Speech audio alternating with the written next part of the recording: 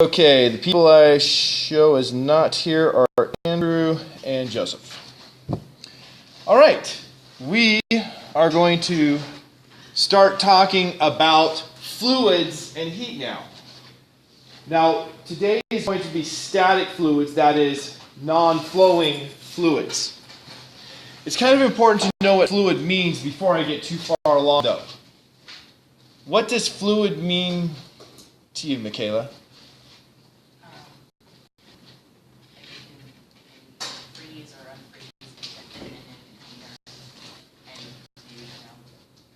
Okay, she said it can freeze or unfreeze, it can fit to any container. Sure. And with those two things. Okay, does that sound right to you, or do other people want to modify that? You got something? Okay. Well, let's talk about the states of matter, just to make sure we're real clear on what we're talking about in this chapter. So the states of matter.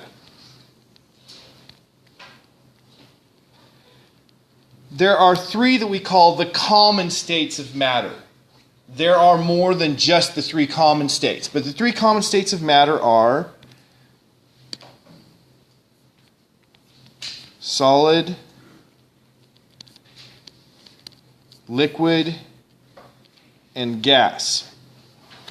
So let's go ahead and define what these states of matter are first. You notice fluid is not one of them.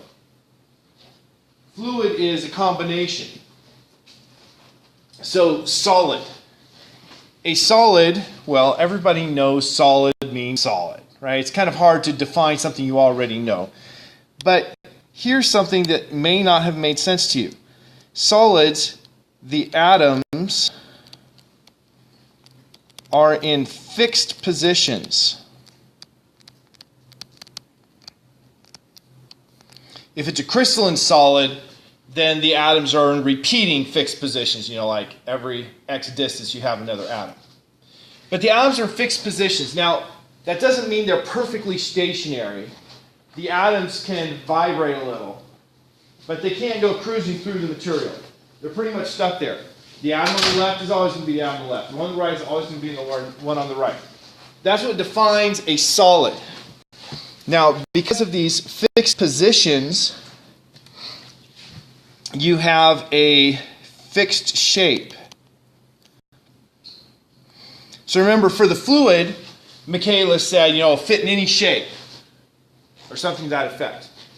A solid has a fixed shape. So I make an ice cube. Its shape is a cube.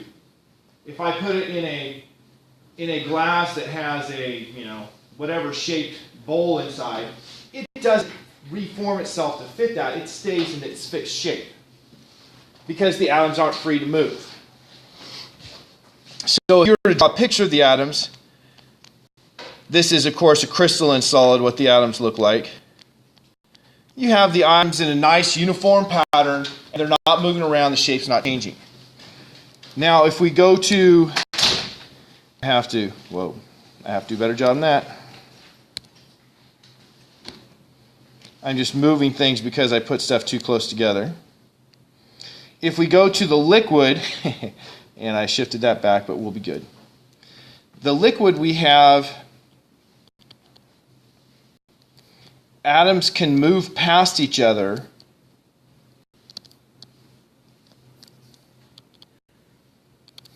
but not escape. So since the atoms can move past each other, there's not a fixed shape for a liquid. It will take on whatever shape, that it's placed in, because the atoms will just move around. But the atoms aren't free to move. So now I'm going to be a little more intentional up here. I said these could vibrate, so you could have a little bit of motion, but they're pretty much fixed in place. For a liquid, the atoms are randomly all over the place, and they have velocities that are going different directions. But they can't get out. That is, you have a surface and they can't leave. Now, if you have an atom moving fast enough, it can leave, and we call that process evaporation. But if it's in a liquid, the atoms takes extra energy to leave, but they can move past each other. So they can fit whatever shape you want. Then we get to the last one, the gas. In the gas phase, the atoms move freely. Now my picture above would pretty much fit with this too, but the atoms move freely, they're not stuck together. So with a liquid, it will take the shape of whatever it's put in, but its volume stays the same. So I fill a cup halfway full of water, the water takes up the shape of the bottom half. It doesn't take up the entire shape of the cup, just the bottom half. Now a gas, the gas molecules just move freely. So if I release gas into some shape, it's going to completely fill it. So if I put gas in a cup and put a lid over it, it's going to completely fill the interior. It doesn't matter if I put in 2 atoms or 2 moles of atoms. A mole is 6.022 times 10 to the 23rd atoms or molecules. It doesn't matter how many I put in, they're going to fill the entire shape. Now at any given moment, you have an atom here, atom here, atom here, but they're moving around and they're going to bounce off all the walls and fill the shape. So those are our fundamental 3 common states of matter. Additional states you might see are things like a colloid, a colloidal suspension, or a plasma, such as the sun. A plasma is an ionized gas, so it's a special type of gas. But those are the basic ones.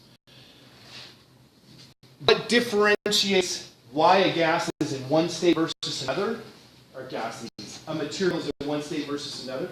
The primary thing that settles that is the temperature along with the pressure. If you have something at a high temperature, we will learn, actually, either on Friday or after we get back from spring break, we'll learn that temperature is actually a measurement that tells us how fast the molecules are moving. A higher temperature means the molecules are moving faster.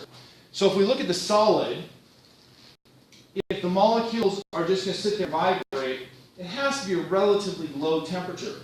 If the temperature increases, they vibrate faster and faster until they can break loose. And when we get up to the temperature where they're vibrating fast enough to break loose, then we have melting. But even after it melts, the molecules can't get away from each other. You have to heat up more for them to get enough speed, enough kinetic energy, to break completely free and go from the liquid to the gas stage. So temperature is a really big differentiator between these phases. Now I started with the question, what is a fluid? And then I went to talking about the states of matter. A fluid has a simple definition.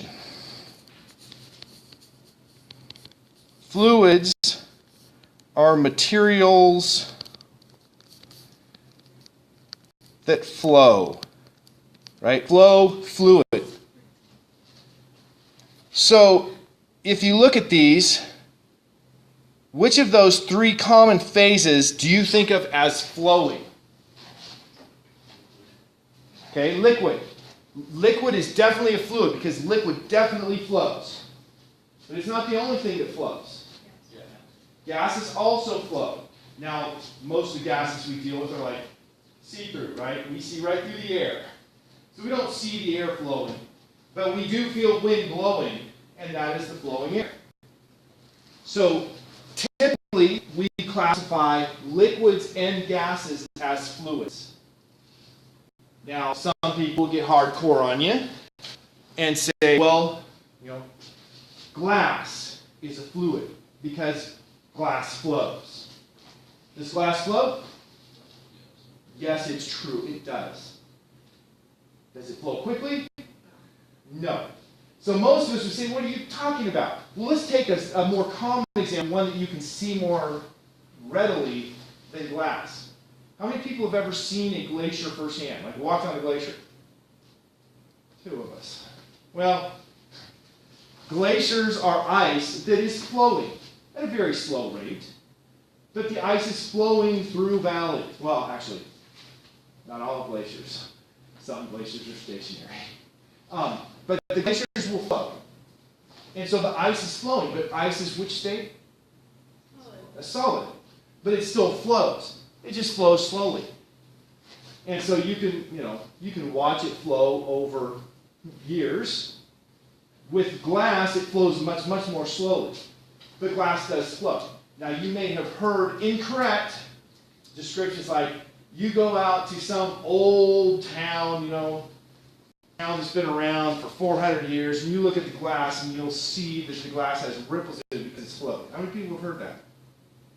Okay, not many people. So misinformation hasn't gotten as far as it used to.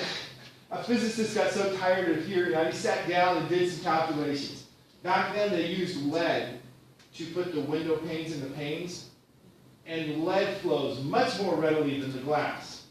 So by the time you have had enough flow to see any ripples at all in the glass, all the lead would have flowed out and the glass would have fallen out of the windows.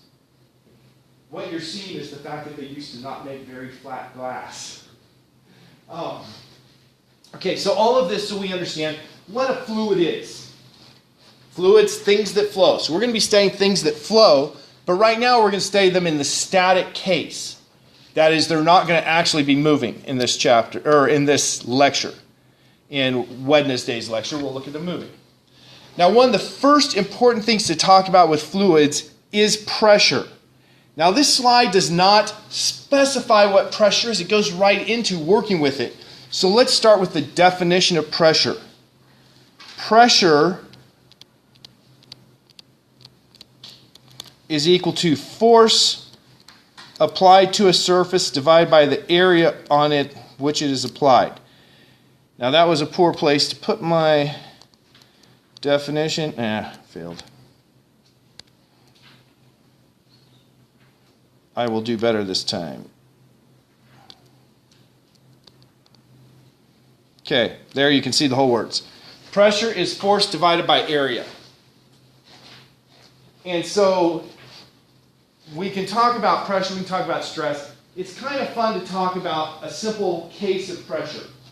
Let us suppose that I am standing here and your finger is there, and I step on your finger, so all of my weight is supported on your finger. Probably not a pleasant thought, right? It's going to hurt. Well, we can calculate the pressure that I'm going to apply by taking the force that I'm pushing down. What would we normally call that if I'm just standing still? My weight, because it's the force of gravity that's doing my weight. So you take that force I'm pushing down, and we divide it by the area over which it's applied. So if that's the area of your finger, we might take my weight. I want to make up a fake number. I don't want to use a real number here. Let's take my ideal weight, 220 pounds, and it's distributed over that area of your finger. Well, that area of your finger may be 1 centimeter by 4 centimeters, so about 4 square centimeters. Well, if we calculate that pressure, in that case, the pressure would be, I don't know what color is going to show up good on this orange background. Let's try magenta and see what happens. You would have 220 libras divided by, what I say, 4 centimeters squared. Now those are some really wacky units, aren't they? The pounds, those are imperial units. The centimeters squared are metric, but they're not our standard. We could convert these things. 220 pounds would be about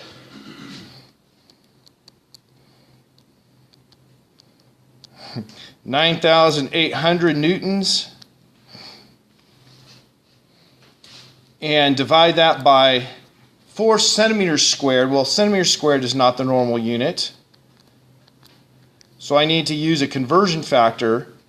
What do I need for my conversion factor? What do I need on top?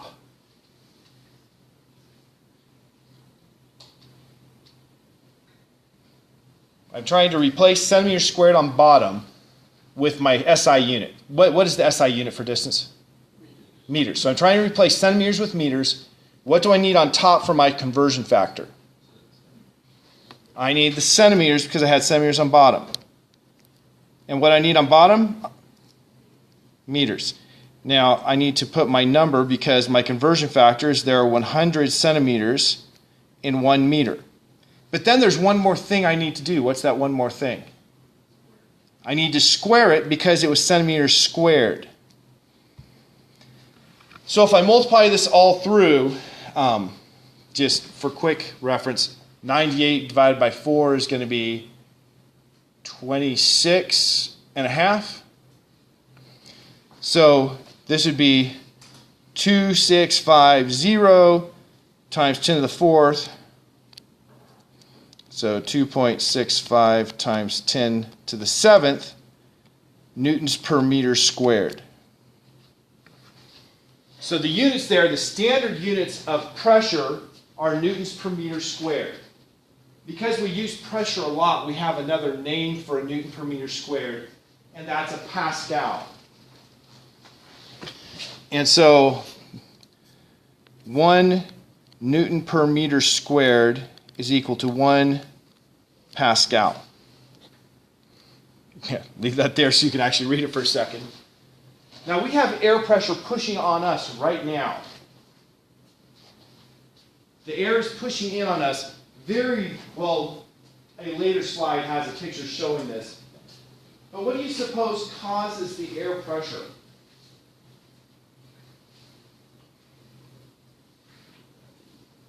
Gravity. It's the weight of the air above us pushing down. It's just like if I stepped in your finger. It would be my weight divided by the area. This is the weight of the air above us divided by the area it's pressing on. And the air pressure is about, we say 1 atmosphere, that's the air pressure you generally have, is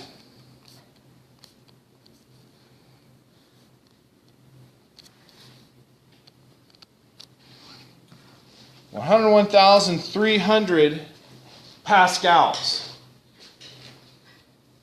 We call that the standard pressure. Now, air pressure changes from time to time. In fact, it changes all the time. That's why we use barometers as part of our weather predicting. Because pressure changes cause other changes in the weather. But this is the standard pressure. Now, there's some other units we use as well. Things like a bar and a kilobar. And so we will possibly look at those units later. I'm not going to talk about them right now. We have enough in our mind. The standard unit of Pascal. And then here, Pascal's principle. Pascal's principle, of course, Pascal being a man who studied fluids, is why we use the unit Pascal for pressure. And Pascal's principle says that if I have a fluid, a continuous fluid, that's free to flow, that if I put a pressure increase here, the pressure everywhere in the fluid is going to change by the same amount. So if I increase pressure one place, it's going to increase everywhere.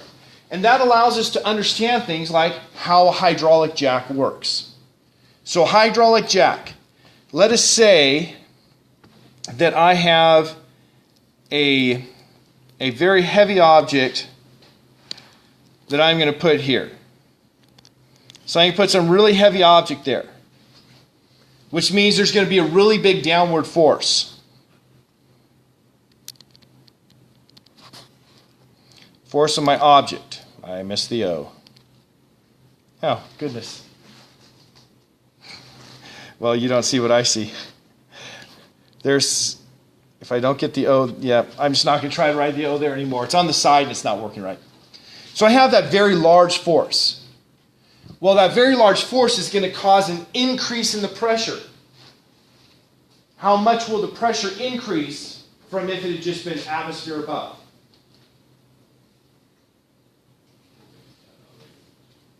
Andrew says, I take that and do what?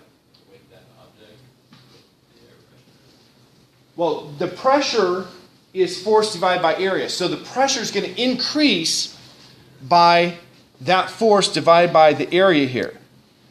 So my pressure increase, I I am having technology usage problems. Is equal to the force of my object divided by area 2, because in my picture this here had area 2. Now if I go to the other side, I'm going to have the same increase on the other side. So on the other side, to keep this from flying off, I have to apply a force there, right? If the pressure increased, the cap that's marked where F1 is would fly off, unless I put a force F1 down on it to hold it in place. And so my pressure increase on the other side has to be the same. This new force I apply, F1, divided by area 1. So it's kind of like a balance. I put a force on this side, I have to put a force on this side to keep it balanced. But instead of, in the lab we did, you had a distance and you were making torques. Now that we've understood torques, you can understand better. We were making a torque that was the distance from the pivot point to where we applied force times the magnitude of force perpendicular to that. You make a torque that goes like this, you have to make a torque that goes like this to counterbalance it and keep it balanced. Well, here, instead of the lengths being what we're dealing with, it's the areas. And so we have a ratio of forces. The force I need to, the force I'm going to lift divided by the force I need to apply is equal to area 2 over area 1. How do I do that? I just flip the positions of those two. Right? I divided both by A1, multiplied both by I said it wrong. Divide both by F1, multiply both by A2. And I got the lower equation. So I have the ratio of forces is equal to the ratio of areas. So if you take your car to the shop and they put it on the hydraulic lift and they lift your car, what they really have is a little pump that has a little itty bitty area and puts a small force on the fluid in that little bitty area to move the fluid. And then it comes and you have a big hydraulic ram with a big area that might be, let's say 100 times bigger than the little tube had. And if the area is 100 times bigger, what does that tell you about the ratio of the forces? The force the pump has to apply compared to the force of supporting the car. Did I go too fast? You have, in a hydraulic lift, you have a little itty bitty tube with area A1, and then it goes into a hydraulic ram with big area A2, and you have to have the pressure on both sides is the same, so you're going to have a force applied here and a force applied here. Which force is going to be the larger, the one on area 2 or the one on area 1? Area 2. Because the pressure is the force over area, so the big area needs the big force to have the same pressure as the small area and the small force. And then with our equation that the ratio of the forces is equal to the ratio of the areas, if area 2 is 100 times bigger than area 1, what does it tell you about force 2? It's also 100 times bigger. So you can have a much smaller force coming from your pump than you're lifting. Now, of course, just like with all simple machines, because this is a simple machine, something has to give. You don't get free work. So you have a much smaller force. What's going to have to be much larger for the side that has the much smaller force? What? No, the pressure is going to be the same. That was Pascal's principle. The distance. You're going to have to move that oil is the typical hydraulic fluid. You're going to have to move that hydraulic fluid a much bigger distance in the little pipe. Right. In the end, the volume has to be the same on both sides. And since it's a small area, it's going to have to be a much bigger distance that you move it. So that pump is going to be going, blowing a lot of oil that makes you slowly go up because of the difference in areas. So that's how a hydraulic lift actually works, and that is simply the application of Pascal's principle. What was Pascal's principle?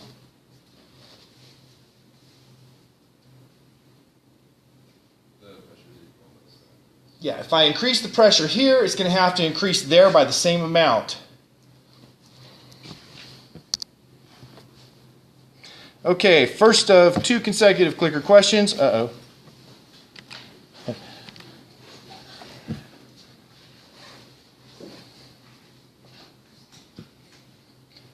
And at this point, I have no answers in, partially because I had to go through 3 clicks before it started. So if you answer really quickly, you have to answer again.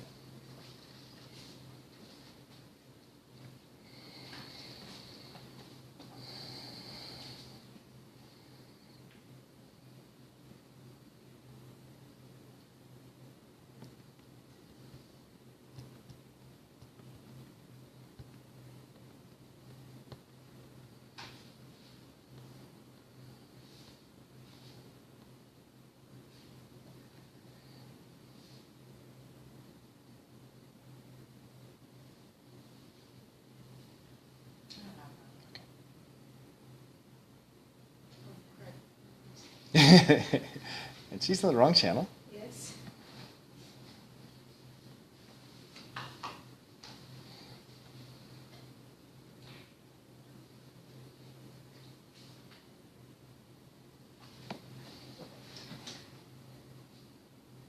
Okay, yeah. That's everyone.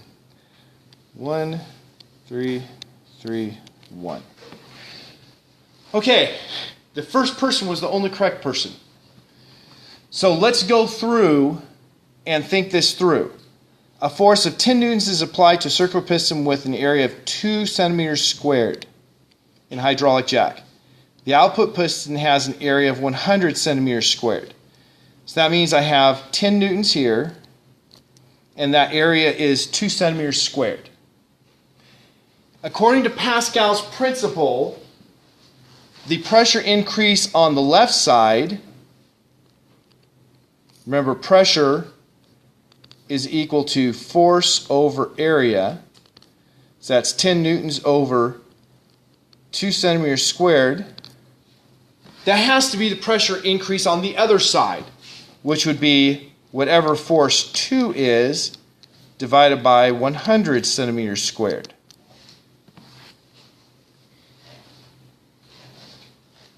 So if I just do my math, let's go ahead and multiply both sides by 100 centimeters. I will have F2 is, or 100 centimeters squared, excuse me, incorrect. 100 centimeters squared times 10 newtons divided by 2 centimeters squared.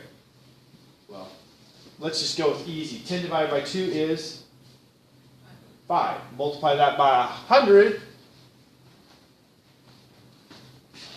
and you get 500 watts.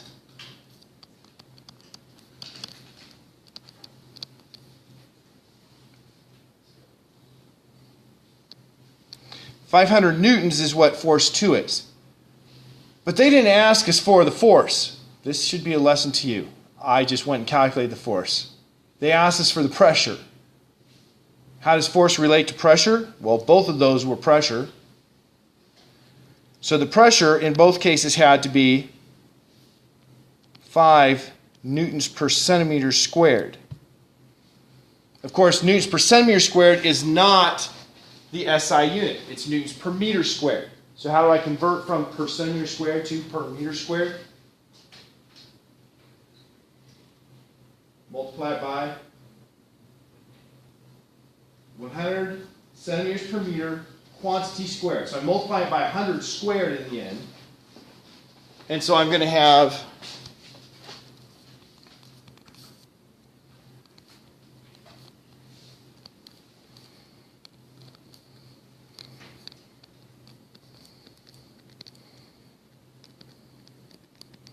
.50,000 pascals. And so then, which answer is 50,000 pascals? Kilo means 1,000, so it's 50 kilopascals. Now, the next question is going to be, I think, a follow-up on this. So any questions about what I did here?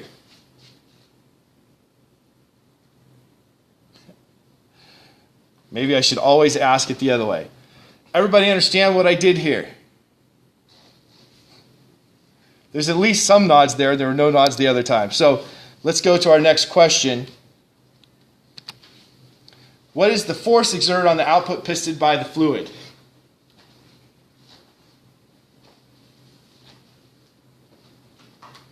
In the same situation as before. So that means we have 10 newtons here, 2 centimeters squared there, and 100 centimeters squared here.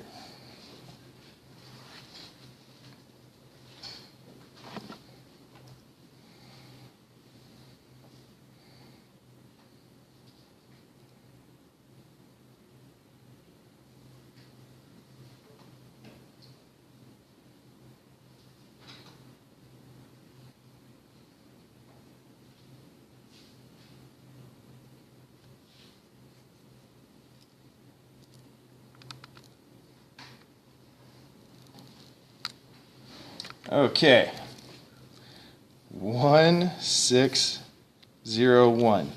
For those playing along at home, what did I do that was not right in my lecture here? Yeah, I calculated this one for my answer for the previous one, and then I realized that's not what it was asking. I remembered them in the opposite order. And so yes, the answer is what we just worked out on the previous slide, that the force 2 is going to have to be 500 newtons. And I try not to make those flow errors, but it happens. Okay. Back to the idea of atmospheric pressure. The next slide, I believe, is going to be the one that has the picture showing the atmosphere. I could be wrong. Atmospheric pressure is caused by the weight of the air above us, and I said it's 101,300 pascals, or 101.3 kilopascals. There it says 100 kilopascals. Those are different by 1.3% roughly. That's just using an approximation to make life easier. We can also measure it in pounds per square inch.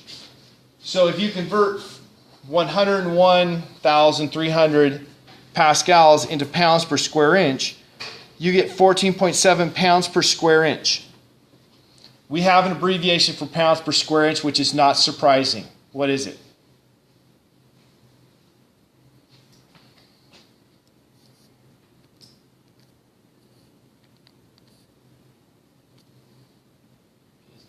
PSI. When you look at your automobile tire and it says recommended pressure 36 PSI, that's 36 pounds per square inch. Now, you may or may not think about this, but if your car weighs, let's say, 2,000 pounds, that's actually a reasonably light car.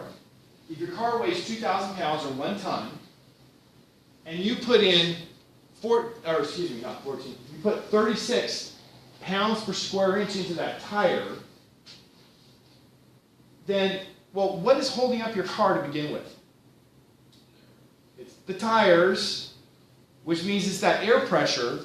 And so you can actually calculate how much tire has to touch the ground if you have 36 PSI and you know the weight of the car. Let's just do that real quick. I have a car, and the car has 4 tires. And I'm going to assume the tires are exactly equal. So if I have 4 tires and they support a total of 2,000 pounds, how much does each tire support if they're equal? Okay, so each tire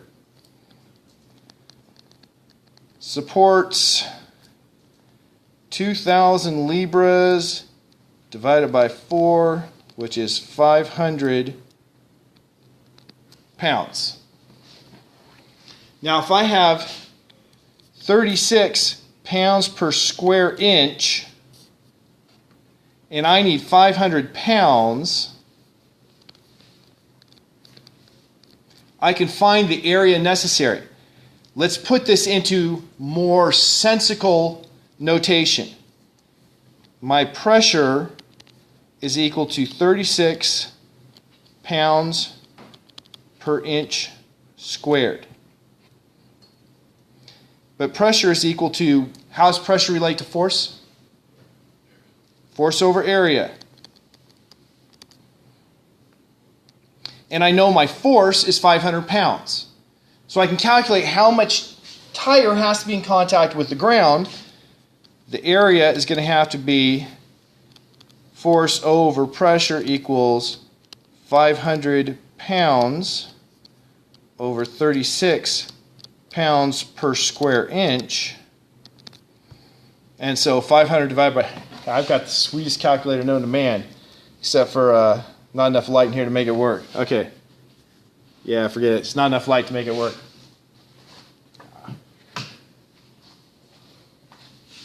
Now it'll work. 500 divided by 36 equals 13.9.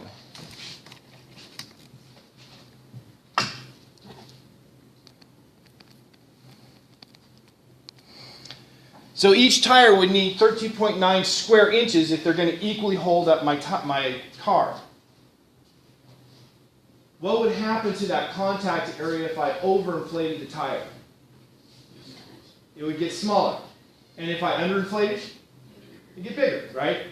So that's why when the air pressure is low in the tire and it's on the ground, the car's being supported by the tire, you can tell because it's flattened out, so it has a bigger surface area to supply the force that it's supposed to be supplying to hold up the car.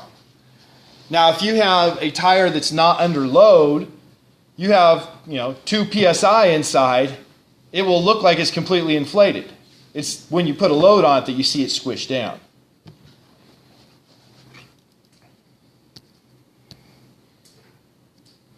I am going ultra slow for some reason today. Here's what a barometer looks like. Barometers are instruments used to measure what this atmospheric pressure is. And so barometers are traditionally made out of mercury. Why mercury? Because mercury is very dense. It has a high mass per unit volume, more dense than lead. I was going to bring a mercury barometer and have it hanging here in the classroom, but unfortunately when we were moving materials from Jorgensen Hall to here, another one of my pressure measuring instruments that uses mercury leaked. $200,000 later, we decided we're just not going to have anything here with mercury in it. And so, when you have a mercury barometer, you have mercury exposed to the classroom. Nobody cares. Mercury's not really that bad. It has a pretty low vapor pressure. I said $200,000 later, I think that was the price. By the time they got to the actual remediation, it was all gone already. So it was $200,000 essentially for nothing. Is mercury safe to play with? How many people have held mercury in their hand? Really, only one person. When I was a kid, we all did. I remember somebody brought a little thing of mercury to school. We played with it on the bus. It fell out. We're all on hands and knees trying to collect it and put it back in the container. Am I crazy? I think. The problem with mercury and other heavy metals is the body has a very hard time getting rid of them. And so it builds up more and more heavy metals, and then you get what we call heavy metal poisoning. And one of the side effects is being crazy, having blood pressure that shoots through the roof. Okay. So they're bad. There's reasons to be concerned, but not nearly as concerned as we are. Okay, so we have this mercury. Now the mercury is exposed to atmospheric pressure, so there's a force pushing down on the mercury due to air pressure. Inside of that tube, we have what we call a vacuum.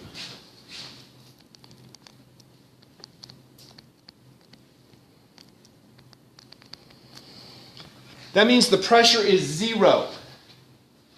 Pressure is force per area. you can't have a pressure less than 0. You just stop pressing when you reach a pressure of 0. So we call that condition when you stop pressing a vacuum. And so you create a vacuum in the top of the tube, so there's nothing pushing down on that column of mercury. But I have the force of air pressure outside pushing up on the column of mercury. And so we look at this, and we can say, well,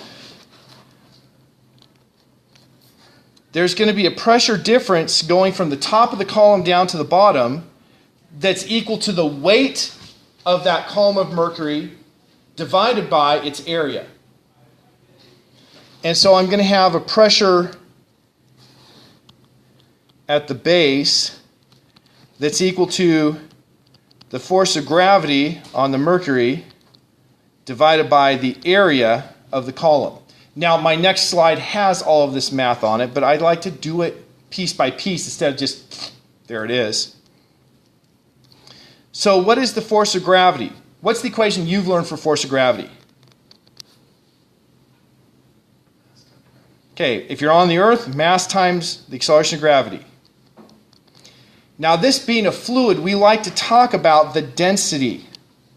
Density is the mass per unit volume, and it has a symbol of the Greek letter R. That's rho. So that's the mass per volume. So if I have mass here, I can put in terms of density. Mass is equal to density multiplied by volume.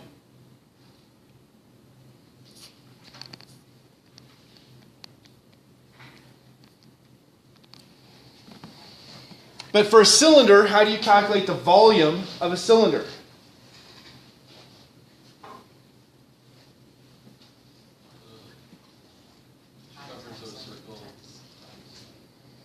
Okay, what you said, what Michaela said was for a box, and that's where I was going to go to help us understand it. What Andrew said was for the cylinder or any uniform shape. The volume is, if it's a box, base times width times height, right? Oh, okay. Did I misheard you completely? Sorry. Okay. The base times width is the area of the base, or the length times width is the area of the base. And then we have height. So we can take the area of the base, multiply it by the height, and that will give me the volume. And the area of the base is indeed pi r squared. But I'm just going to keep area in there because volume is equal to area times height. Hence this is rho times area times height times g divided by area. I'm not going to pick on anyone. What's area divided by area? 1. So I can cancel those out. And I have the pressure at the base is equal to the density of my mercury, because mercury is what I have in the column, times the height of that column of mercury times g. Now, I put a box around it like the pressure at the base was what I was looking for. Well, Pascal's principle says that the pressure is the same across the fluid, so at that same height, this is kind of a different application, but still Pascal's principle. The pressure on the mercury at that same height outside has to still be this pressure at the base. But what is the pressure outside? It's atmospheric pressure. And so it turns out the atmospheric pressure is the pressure at the base, which is the density of mercury times the height of that mercury column times g. Now let's do a real quick calculation. The density of mercury is equal to 13.6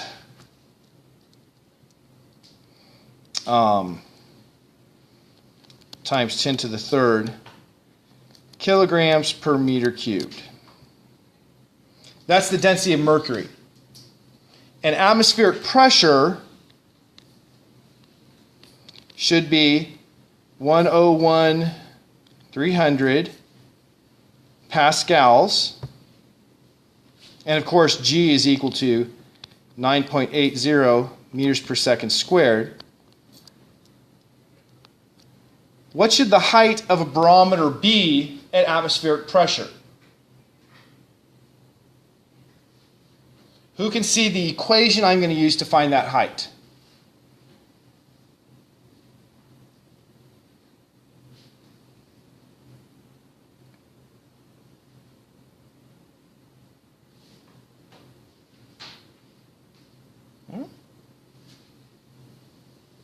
I have this equation in the box that relates the atmospheric pressure to the density and the height in G. So how can I solve that for the height? Divide both sides by everything that's not height. So that would be the density of mercury and G.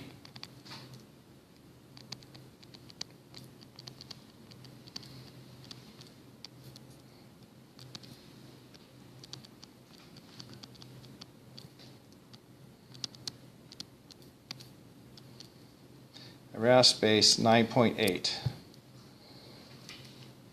So if we take these and we calculate them, and I am going to calculate it here. I don't think you can see my, it's not come up yet. Yeah, you can't see my calculator, but I have it here.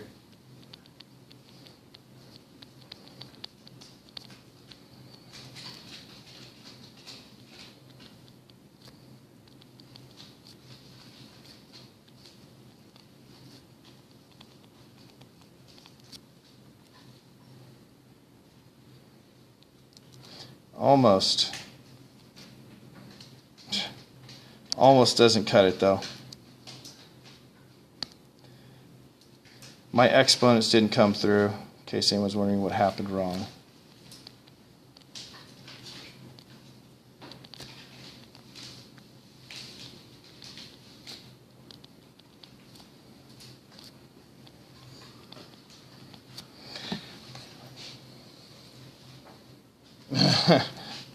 Instead of 9.8, this time I got 9 minus 8.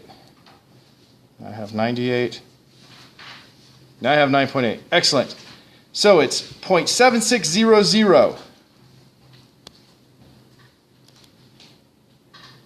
Come on.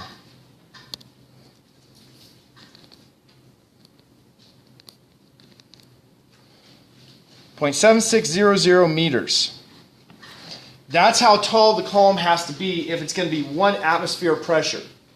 Because we measure pressure like this a lot, we actually just convert this to millimeters, 760 millimeters, and we say the atmospheric pressure is 760 millimeters of mercury. That way people can just measure the height of the column and use that measurement of the millimeters of mercury. This equation here allows them to go from the millimeters of mercury to what it is in pascals. Okay, an interesting experiment done by Otto von Guericke or something like that in the city of Magdeburg, Germany. He was thinking about pressure. He said, now air pressure is acting on everything around us. So that means that air pressure should push in on me, for instance. Now, how many people have seen the original version of the Arnold Schwarzenegger movie where he goes to Mars? I can't remember the name of it now. What is it? Yeah, I can think of a remake even, and I just can't. I have the name in my head, and I said original version, and it flew away. Okay. Well, in that movie, they get thrown out on Mars, which has an air pressure that's 1/100th of the Earth's air pressure. And what happens? Oh. Like, expands, explodes or something. Yeah. I just They start puffing up and their eyes start bugging out. And then through the magic of instant pressure generation and some ancient alien technology, the pressure instantly shoots up and they're good. Total Recall. I was thinking True Lies. I knew it wasn't True Lies. Total Recall. Okay, so we need air pressure for our eyes not to bug out, for our bodies not to go all puffy on us. And so what Otto von Guericke did is he took this basically foot diameter hollow ball and he had this ball that's cut in 2 pieces, Okay, yeah, put it apart, no problem. And then he used a pump to pump the air out of the inside. So he put it together and pumped the air out of the inside. And everybody's looking at it, they're all, so what? But then, all the king's horses and all the king's men, or 2 8-horse teams, whichever way you want to say it, he had them pull, one pulling on one side of the spear, one pulling on the other side, and the 2 teams of horses couldn't pull those 2 hemispheres apart. What was holding them together? Air pressure. Now, we're obviously out of time, but I will have just a simple demonstration of a suction cup next class period that illustrates how air pressure really makes some significant forces. And yes, I guess I won't do the clicker question that is coming up. I'll just talk about this next class period.